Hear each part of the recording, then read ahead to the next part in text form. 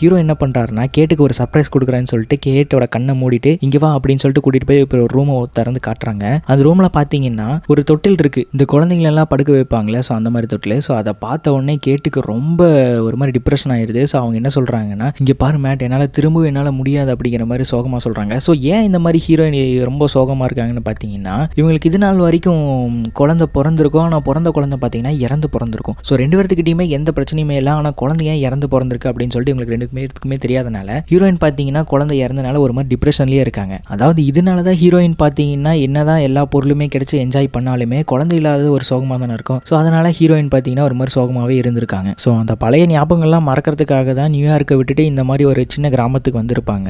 அப்புறம் ஹீரோ எவ்வளோதான் கன்வின்ஸ் பண்ண ட்ரை பண்ணாலும் ஹீரோயின் வந்து கன்வின்ஸ் ஆன மாதிரி தெரியல. ஸோ அதுக்கப்புறம் வெளியே போய் உட்காந்துட்டு ஸ்மோக் பண்ணிருக்காங்க. ஹீரோ வந்துட்டு என்ன சொல்கிறாருன்னா, சரி கேட்டு நான் வெளியே போயிட்டு வரேன் அப்படிங்கிற மாதிரி ஹீரோ கிளம்பிடுறாரு. இங்கே ஹீரோயின் கொஞ்ச நேரம் உட்காந்து யோசிச்சுட்டு அப்புறம் என்ன நினச்சாங்கன்னு தெரியல, அப்படியே அங்கிருந்து எந்திரிச்சு போயிடுறாங்க. இப்போ அந்த இரும்பு டோர் இருக்கிற அந்த ரூமை மட்டும் காட்டுறாங்க, லைட்லாம் ஃப்ளிக்கர் ஆகுது. ஸோ இதை பார்த்தாலே நமக்கு என்ன தெரிஞ்சுக்கலாம்.